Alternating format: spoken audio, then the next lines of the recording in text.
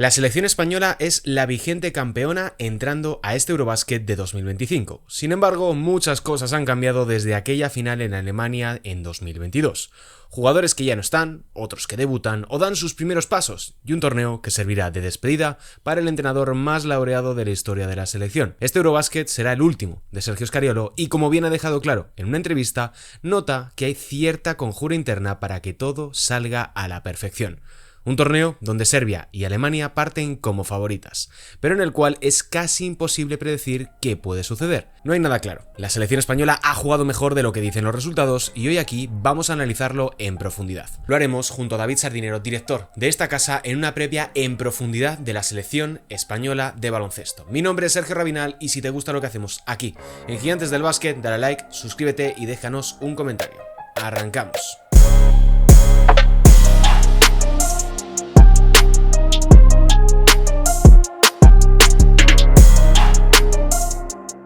Hola, ¿qué tal? Bienvenidas un día más aquí a Gigantes del Básquet para hablar un poco de esta selección española que tiene bastante buena pinta lo que hemos visto en estas últimas semanas pese a los resultados. Vamos a hablar bastante más de sensaciones que de resultados de esta preparación, y para hablar de todo esto, para analizar en profundidad toda la previa de la selección española, tengo ya aquí a mi lado a David Sardinero. ¿Cómo estamos, David? Y sobre todo, ¿cómo has visto a la selección española a lo largo de estas últimas semanas de preparación? Bueno, es una buena pregunta, ¿no? Al final, una cosa es cómo lo hemos visto y otra cosa es lo que transmite o lo que hay que interpretar de lo que hemos visto, ¿no? Yo creo que al final es una realidad distinta, muy diferente a lo que veníamos viendo en los últimos años, aunque bueno, quizás en los últimos años ya es más cercano a lo que estamos viendo este año. Y yo creo que hay que explicar muchas cosas y que es parte de nuestra responsabilidad también intentar transmitir, bueno, pues dónde estamos y sin pesimismo, sin alarmismos. Se ha hecho una preparación muy dura. Antes se optaba por rivales muy débiles a los que se ganaba prácticamente de paliza y no tenían mucha historia estas preparaciones. Y en cambio, en los últimos años, pero en concreto se ha optado por una preparación durísima y encima se ha unido una serie de problemas en la preparación, de lesiones, problemas físicos, gente que se ha tenido que marchar. Bueno, pues que ha complicado mucho todo este mes, digamos, que llevamos de selección.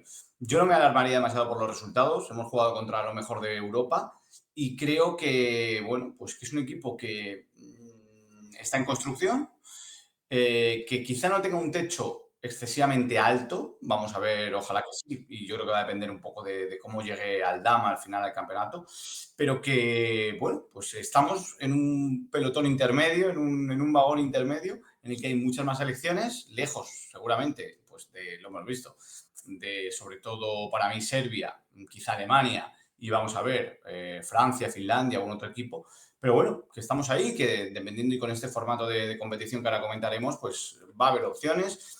Y bueno, pues es complicado de predecir, ¿no? ¿Qué va a hacer España en este campeonato? Seguro que a ti te ha pasado también con amigos, con familiares que te dicen, pero bueno, ¿cómo está España? ¿Qué ha pasado? Ya no somos nada, ¿no? No, no, no, no. Somos un equipo que está, como tantos otros, pues en esa parte intermedia y que dependiendo cómo salgan esos emparejamientos, esos primeros partidos, ese crecimiento del equipo, pues puede llegar muy arriba. Yo no descartaría en ningún escenario que este equipo se pudiera plantar en semifinales, por ejemplo. No. De hecho, es que yo te hablabas de la preparación y he intentado buscarlo y no lo he encontrado, pero yo lo recuerdo, tiro mucho de memoria ahora mismo. Pero yo recuerdo que la preparación del Eurobasket de 2022 España pierde. Creo que pierde contra Francia y creo que pierde contra Lituania, si no me equivoco. Lo digo de memoria, pero sé que perdieron algún que otro encuentro. Y luego acaban siendo, pues bueno, campeones del torneo.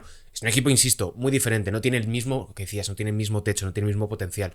Pero sí que es cierto que en comparación este Eurobasket con el de 2022 y anteriores, aunque no lo parezca, yo creo que el nivel es mucho menor porque hay muchísimas bajas. Estamos hablando, por ejemplo, que Eslovenia se planta sin dos jugadores importantísimos como son Josh Nivo y Blanco Kankar, que Francia no es un equipo a tener en cuenta, a pesar de que pueda progresar al igual que España, y otros tantos conjuntos como puede ser Lituania. Letonia ha perdido a Kuruks. Es decir, estamos ante un torneo donde la tónica general es ausencias, es bajas, incluso en el caso de España, como bien decías. Y esto ofrece una ventana de oportunidad para equipos, llámese me lo invento, pues, bueno, es que incluso iba a decir Bosnia, pero es que Bosnia también tiene bajas, una Italia, una Grecia, conjuntos que quizá ahora mismo no teníamos va dentro de nuestras quinielas, pero es que sí que es cierto que va a ir mucho al día a día. Y ahí es donde yo creo que, tirando un poco de sensaciones de lo visto en estos últimos encuentros, quizás no tanto en el último contra Alemania, pero yo veo a España mucho mejor de lo que dicen los resultados. Y yo no soy una persona que se deje llevar mucho por nacionalismos ni... De hecho, todo lo contrario. O sea, creo objetivamente que España está mucho mejor de lo que podemos creer simplemente cogiendo los resultados de ha perdido todos los partidos, salvo el de Chequia. A ver, yo creo que España tiene obviamente cosas buenas y luego tiene déficits estructurales con los que hay que convivir y con los que se tiene que trabajar. Es decir, es un equipo que va a tener problemas en el rebote, seguramente en tramos de campeonato, que va a tener problemas de generación en estático, seguramente, y en el cual Brizuela para mí es clave, que esté bien, que esté acertado, que esté inspirado. Que en la dirección de juego pues puede haber problemas, porque al final son dos jugadores muy inexpertos, o con menos experiencia, mejor dicho, muy jóvenes, los que están en el puesto de uno. Luego, Brizuela seguramente también tenga minutos ahí. Y que en la parte positiva son jugadores inteligentes, son jugadores tácticamente muy buenos y a los que les dirige un entrenador que, bueno, pues sabe lo que tiene entre manos y que seguramente le dé un plus de competitividad, que es para mí la última virtud de este equipo. Es un equipo que sabemos que compite y que puede estar ahí. Dicho esto, yo fíjate, más que el nivel bajo por las ausencias, que hay ausencias, pero si te fijas en casi todos los Eurobasket suele haber ausencias, porque al final es una competición que incluso las grandes estrellas a veces se saltan. No ha pasado en este, salvo Wembanyama, seguramente, de las mega estrella. Está Sengun, está Markkanen, está el Lama también. Pero sí que creo que va a haber más igualdad. Es decir, Claro, yo iba por ahí eso. de término de igualdad, Y de que seguramente está esa, quizá más esa capa cerca. intermedia sea más igual y que tampoco haya tantos mega equipos. Yo creo que Serbia lo es y seguramente lo vaya demostrando durante el campeonato. Alemania está muy bien, y es verdad que más o menos sabemos a lo que juegan, saben lo que son, están muy rodados, ha habido cambio de seleccionador, pero más o menos las piezas son parecidas. Vamos a ver si echan un poco de menos el tiro exterior, ahora también sin Kramer, pero es un equipo que sabes lo que es y que está muy bien. Tiene físico, tiene tamaño, tiene prácticamente todo. Y luego, a partir de ahí, lo que decimos, Francia, pues es un poco incógnita porque es verdad que le faltan grandes referentes, ha tenido bajas, ahora Poirier también. Leía el otro día que 4 meses al final de baja. Pero bueno, tiene mucho físico, tiene talento. Maledón estuvo ayer muy bien precisamente contra Grecia, por ejemplo. Tienen también esa parte de generación de talento exterior que quizá España, por ejemplo, no tiene tanto.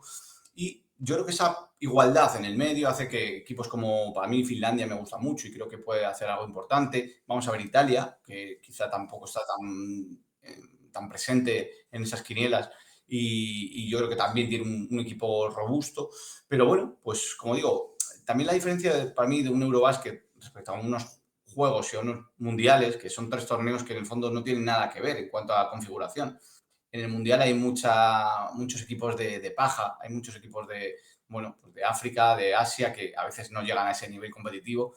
En Eurobasket eso no pasa, solo con Chipre seguramente, que además Chipre que sí, es que va a debutar por primera vez en un torneo. por O sea, es que primera no he vez, disputado por nada. suerte los tenemos en nuestro grupo y es un equipo que va a perder todo, en principio.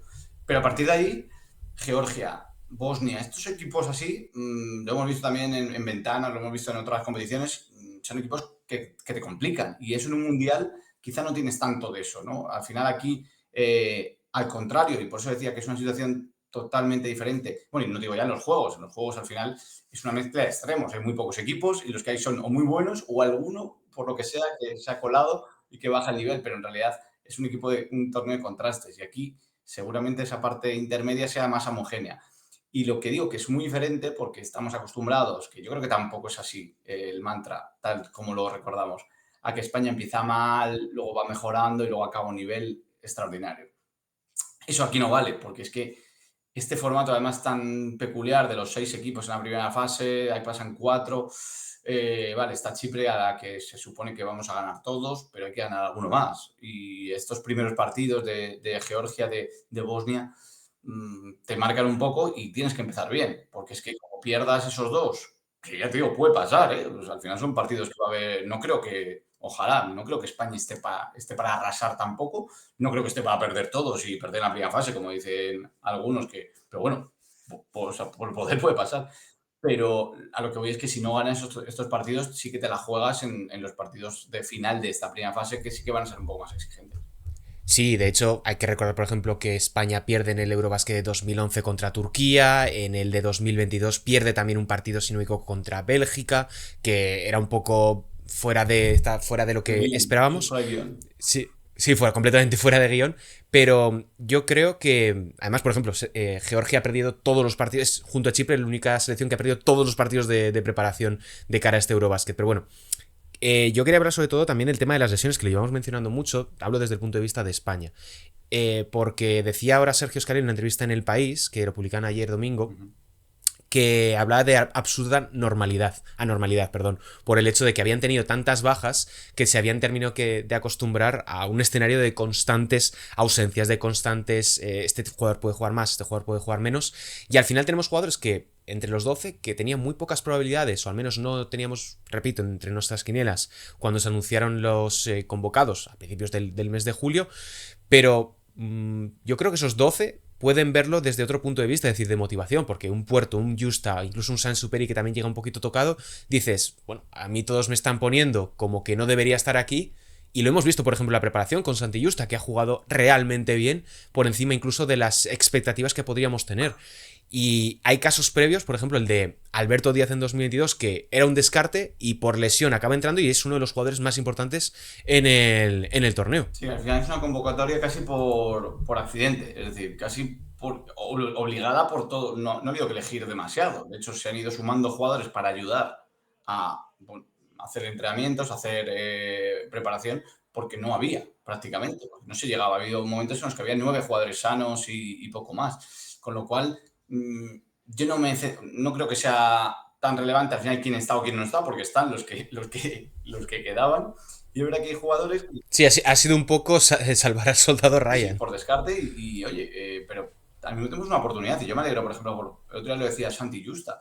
Ojalá esté en Eurobasket, ojalá, porque nunca puedo estar, porque siempre ha habido una aglomeración o una cantidad de talento en exterior enorme. Estaba Rudy, estaba Jul, estaba, bueno, pues en todos estos años ha habido un montón de jugadores que han ido pasando y no cabía. Y ahora pues tienes esa gran oportunidad. Pero bueno, es que es lo que hay. Y al final yo creo que este proceso y estos campeonatos se trata de, en el menor tiempo posible, hacer que esas eh, conglomerados de jugadores, que no solo pasa en España. Ayer, por ejemplo, Francia tuvo que rescatar también a un jugador cortado porque se lesionó Strasel y tiene que volver Nadir Hifi, con lo cual pasa. Entonces, a lo que voy es que el equipo que es capaz de construir un equipo, valga la redundancia, en menos tiempo, es el que tiene más posibilidades de estar bien. La diferencia es que selecciones que están en un estadio más avanzado de todo eso, pues porque o bien han tenido más continuidad o bien no han tenido tantos problemas. Y pienso, por ejemplo, en Alemania, vuelvo, insisto, pese a la baja de Kramer, o bueno, Serbia, al final son jugadores que más o menos están parecidos, aunque bueno, también hay alguna baja, pero están parece que en otro punto. Y en cambio el resto, pues se tiene que ir haciendo. Entonces, ese es el mérito al final de estos campeonatos, sobre todo para los que, como digo, cambia mucho a cómo veíamos un Eurobasket en 2017, por ejemplo, que era tal aglomeración de talentos que daba igual. O sea, bueno, son los que están, pero son muy buenos. Y luego, una diferencia para mí que sí que es importante también explicar aquí, es que quizás España tiene ahora mucho menos talento diferencial. Es decir, yo creo que Aldama sí que está en ese nivel de ser una mega estrella de Europa, a nivel de prácticamente cualquiera, a lo mejor no Jokic o Doncic, pero a ese nivel de ser uno de los grandes nombres del torneo, sí está bien. Pero claro, fuera de ahí, pues vamos a ver cómo se ha hablado mucho de la defensa y de cómo, pues claro, pues tácticamente se tiene que construir este equipo para mejorar poco a poco. Pero claro, hay que meter puntos y ahí, pues como digo, Brizuela, los Hernán Gómez y Aldama son los que tienen puntos en las manos en este equipo y que estén o no acertados también va a influir mucho en hasta dónde puede llegar esta selección. Ahora, hay algo muy bueno y que creo que se menciona muy poco, y es que en los últimos años la selección española ha apostado por un sistema y una propuesta táctica que es, vamos a decir, homogénea desde las selecciones inferiores de la U16 hasta la absoluta. Que eso es algo que permite, por ejemplo, que cuando llega un De la Rea o llega un Sansuperi que no han estado, entre comillas, dentro de la dinámica previa, sabe lo que tiene que jugar, o al menos entiende la música que suena alrededor suyo. Y eso creo que es bastante importante de cara a lo que hablabas, construir equipo, porque llegan con un bagaje táctico, con un bagaje previo de entendemos lo que sucede alrededor nuestro, que lo que importa o lo que les queda por aprender o por añadir es esa capacidad de construir un equipo, confiar, motivarse el uno al otro. Y estas cuestiones, que lo ha dicho en muchas ocasiones Sergio Escariolo en sus entrevistas, es lo que acaba marcando la diferencia en un torneo como es un Eurobasket, que tiene un formato, como decías, distinto a un mundial, que el mundial tiene 2 fases, Juegos Olímpicos es un vida o muerte constante, y este Eurobasket es un torneo mucho más tradicional de fase de grupos, octavos de final y seguir avanzando. Y ese estado interno que pueden tener los equipos es algo que quizá en la selección francesa, en la selección lituana, me lo invento, pueden no tener porque no tienen esa cultura previa de ayudarse el uno al otro, porque, por ejemplo, en el caso de Francia lo hemos visto que suelen tener esas tensiones internas, o al menos se airean con mayor notoriedad en redes sociales o en medios de comunicación. Y eso es un punto que creo que hay que destacar y que en muchas ocasiones, quizás desde nuestro punto de vista del periodismo, lo obviamos mucho porque no estamos tampoco dentro de las dinámicas de los equipos y conocemos todo lo que sucede. Sí, al final es el mismo entrenador, es un sistema que busca el colectivo, tampoco es un equipo de España con unas individualidades salvajes, de hecho, hasta el punto de que eso, falta más bien generación exterior seguramente, porque al final en uno contra uno no son jugadores, no son tan determinantes o tan capaces de generarse canastas propias. Bueno, pues todo eso sí que está claro y que cuando hablamos de en qué estado avanzado está del desarrollo de este equipo, claro, aquí es un plus el entrenador, que sigue siendo el mismo de los últimos Yo creo que sigue siendo la estrella de que la sigue selección siendo una de española. las piezas importantes de esta selección. Y bueno, pues eso, que la gente que sube pues sabe más o menos, son sistemas comunes en muchos casos, un poco los conceptos son parecidos. Y bueno, pues vamos a ver cómo se traslada eso y lo que decíamos. Al final, esto va a ir de defender duro, ser capaz de cerrar el rebote, que pasen cosas en los partidos, porque en estático España va a sufrir, y que luego en el otro lado sean capaces de anotar con facilidad, porque bueno, va a haber tramos en los que seguramente nos atasquemos y cueste meter puntos ante equipos físicos, ante equipos de tamaño, ante equipos que ocupen muchos espacios, en los que bueno, pues España va a tener más agobio, más sensación de que no va a encontrar tanta facilidad para anotar, pero bueno, vamos a ver. Bueno, es que eso fue un poco lo que pasó contra Alemania, que empieza el partido, vete más o menos igualado, de repente Alemania se escapa y España es capaz de llegar a remontar y de, entre comillas, darle un poco la vuelta al partido. Es esa inconsistencia, esas lagunas que yo creo que son propias de un equipo que todavía está bien en construcción, que tiene jugadores que un poquito fuera de rol o fuera de posición y que están en algunos momentos sobreexigidos por lo que hablabas. Falta un poco de capacidad de generación, de esa espontaneidad que ha tenido en algunos momentos la selección.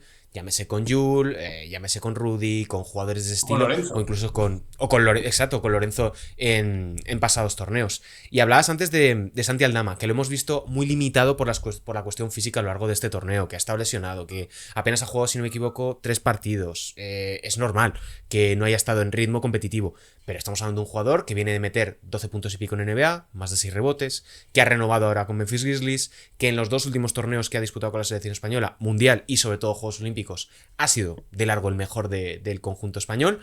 Y al final, es lo que dices, es un jugador con la capacidad de ser el más diferencial de la selección española.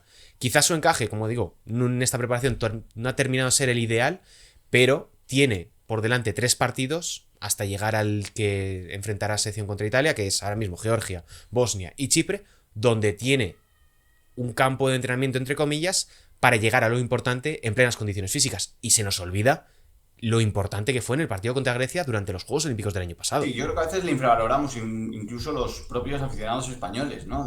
Oye, bueno, pues España no tiene estrellas. No, es que, insisto, para mí Santi Aldama es una de las estrellas del Eurobásquet. Igual que pensamos en Şengün, en Turquía, Markkanen, que obviamente lo ha demostrado en FIBA. Acuérdate de Markkanen en 2022, que no lo teníamos en cuenta y acaba siendo el máximo anotador del Es torneo. que claro, es que Aldama ya lo ha demostrado en baloncesto FIBA, porque se lo reivindicamos, o sea, se lo pedíamos, queríamos que diera ese paso, y para mí es que ese paso ya lo ha dado. En el preolímpico estuvo muy bien, en los Juegos fue protagonista, es decir, ya tenemos esa estrella.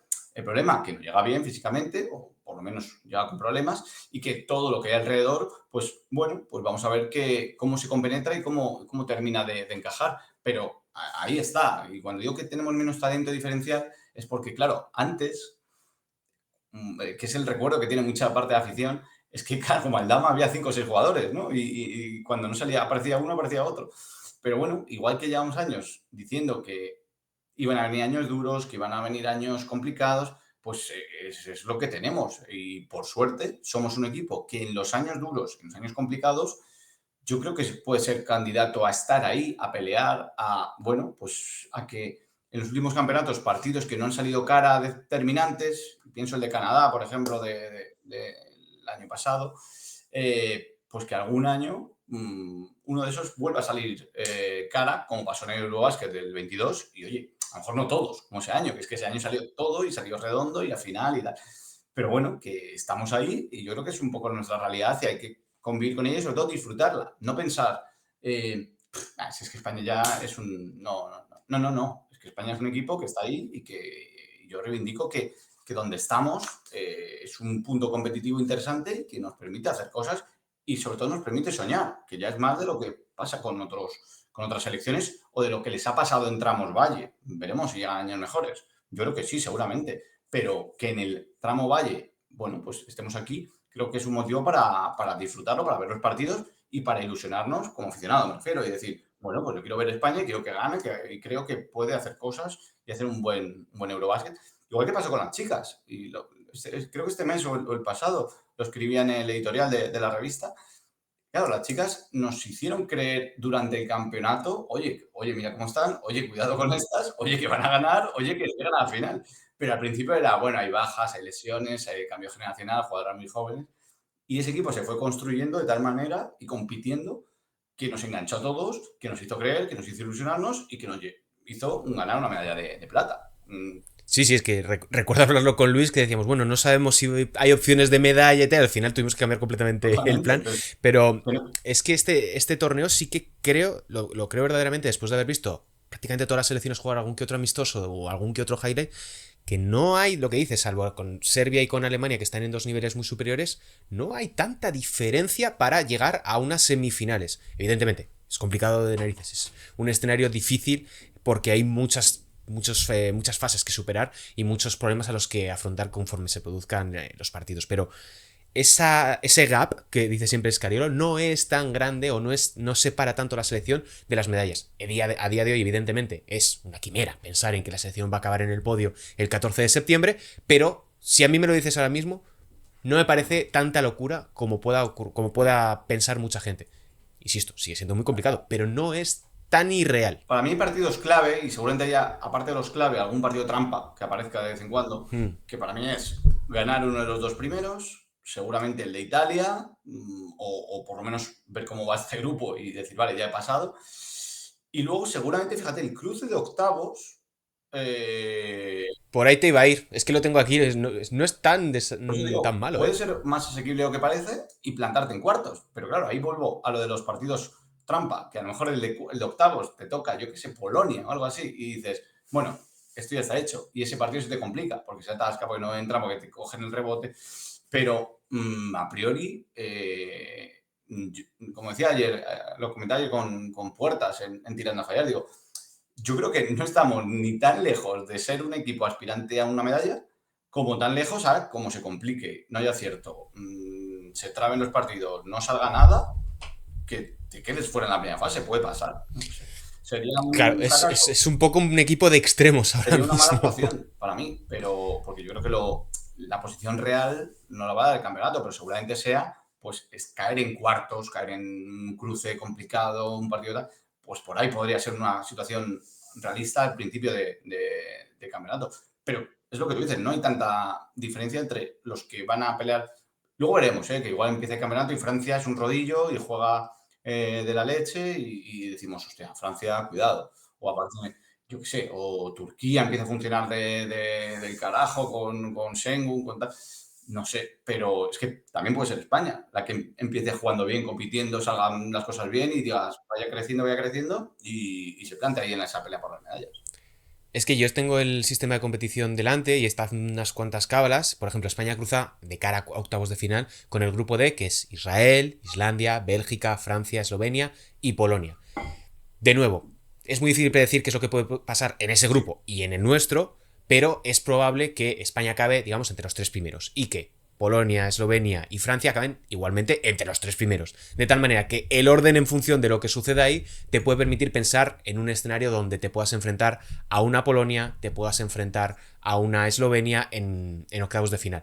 Y ahí, precisamente pensando en Polonia, acuérdate de lo que sucedió el año en el último Eurobasket, donde Polonia cruza con Ucrania en octavos, cruza con Eslovenia en cuartos, Doncic se borra del partido y se plantan en semifinales. Luego en semifinales, pues bueno, no pueden con Francia y no pueden con Alemania en el partido por el bronce. Pero ya están ahí. Y es un poco, yo creo que un equipo que nadie tenía previsto en sus quinielas hipotéticas del Eurobasket 2022, porque hablábamos de Grecia, hablábamos de Italia, de Alemania, etcétera, porque tienen más nombres, pero eran más equipo. Y un Ponitka de la vida te la lía en unas semifinales, perdón, en un cruce de cuartos y te plantas en y que al una, en final, una pelea por las medallas. luego cuando muchas veces pensamos en favoritos, es eso, ¿no? Hay veces que no se tiene en cuenta el cómo cruza. Es decir, es que alguno de estos, de ese grupo que tenga un buen cruce y que tenga un octavo fácil, se planta en cuartos.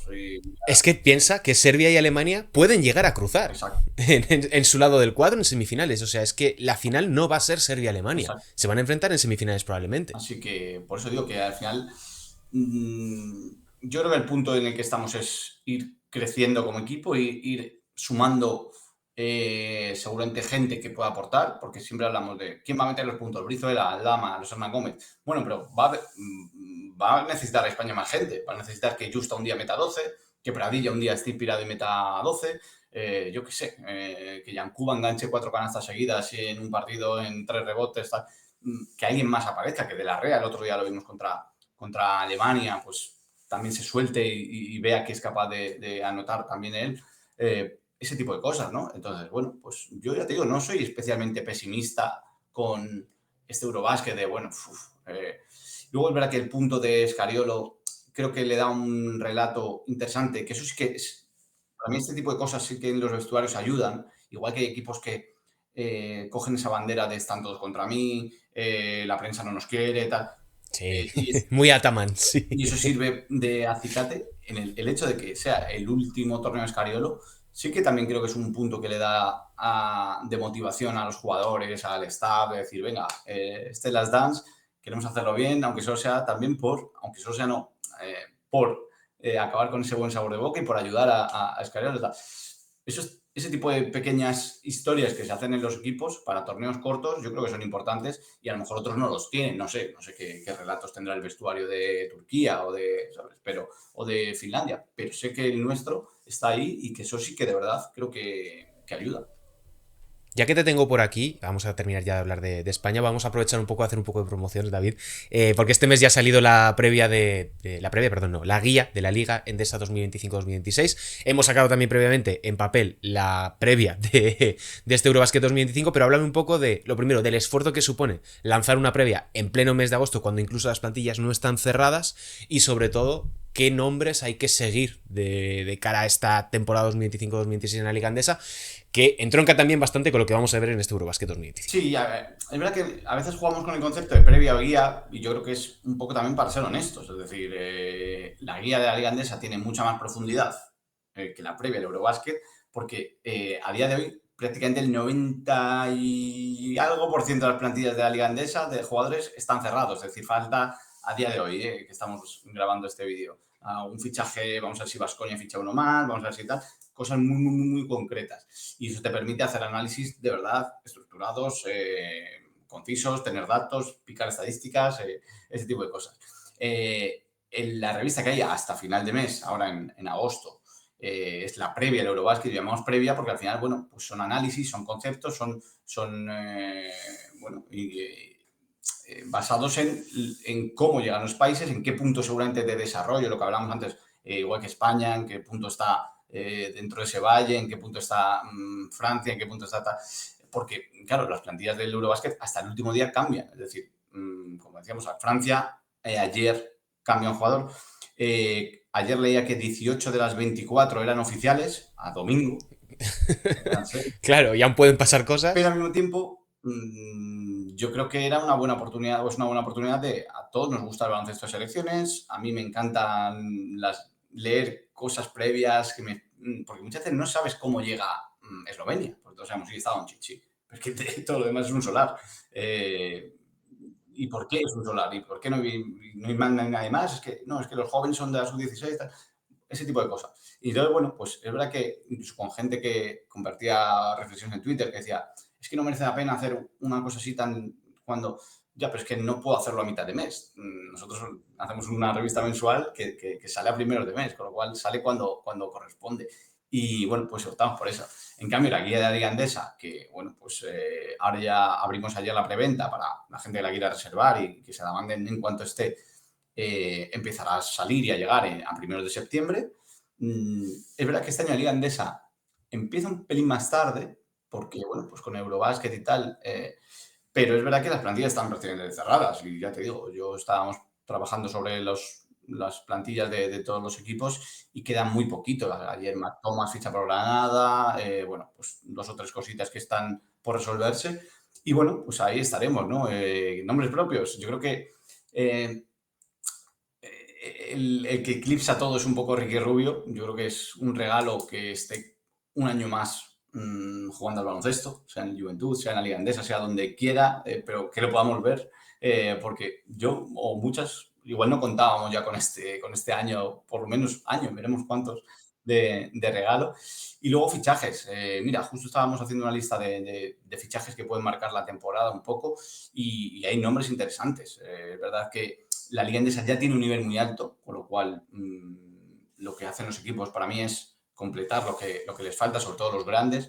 Y yo creo que si me pides alguno, yo creo que va a ser muy importante en el Real Madrid-Maledón, es decir, hasta dónde puede llegar este Real Madrid con Maledón y por qué es tan importante. Un equipo que necesitaba esa generación exterior y que tal, y que la tiene ahora con Maledón. Vamos a ver con todo lo demás, cambio de entrenador, otros fichajes, tal.